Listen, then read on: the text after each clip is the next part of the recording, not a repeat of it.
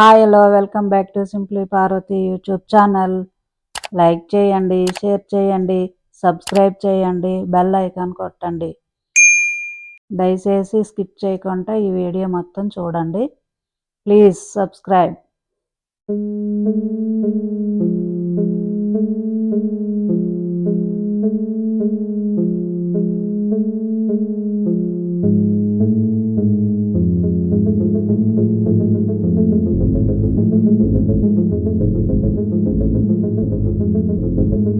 ఏటి పార్వతి, వంట అయిపోయిందా?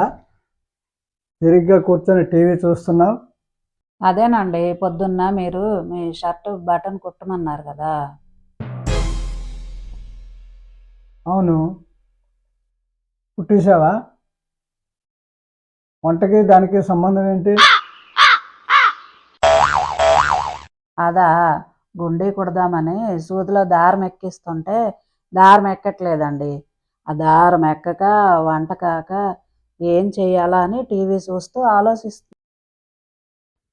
ఓ పిచ్చి మాలోకమా!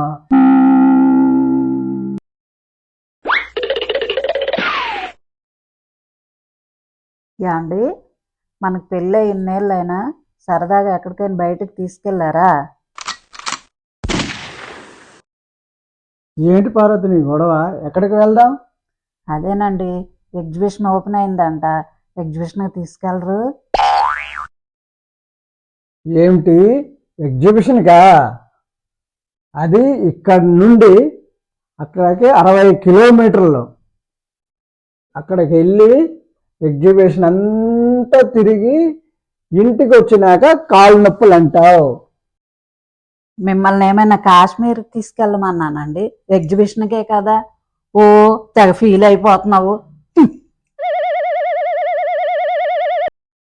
పార్వతి, పార్వతి, పార్వతి, ఏంటి అంత దీర్ఘంగా ఆలోచిస్తున్నావు? ఏం లేదండి, భూమి ఆకాశం శక్తి లేకపోయి ఉంటే మనము ఏమైపోయేవాళ్ళము అని ఆలోచిస్తున్నానండి. అవును, అయినా ఇప్పుడు ఎందుకు ఆ ఆలోచన అనిపించింది? ఇందాక వడియాలు ఎండబెడుతుంటే ఆలోచన వచ్చిందండి. వడియాలన్నీ గాల్లో ఎగురుతున్నాయి అనుకోండి, అది ఎత్తుకోలేక ఇలాంటి ఆలోచన వస్తుంది.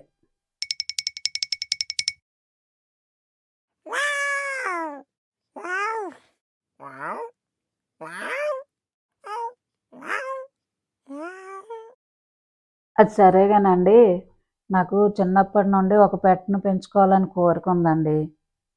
అవునా? దేన్ని పెంచాలని ఉంది? ఒక దోమను పెంచుకుందామండి. అవునండి, దోమకు అనుకో మెయింటెనెన్స్ చాలా తక్కువ ఉంటుంది. పైగా నేను ఎవరిని వెళ్ళి కుట్టి రామ్మ అంటే వాళ్ళనే కుట్టేసి వస్తుంది.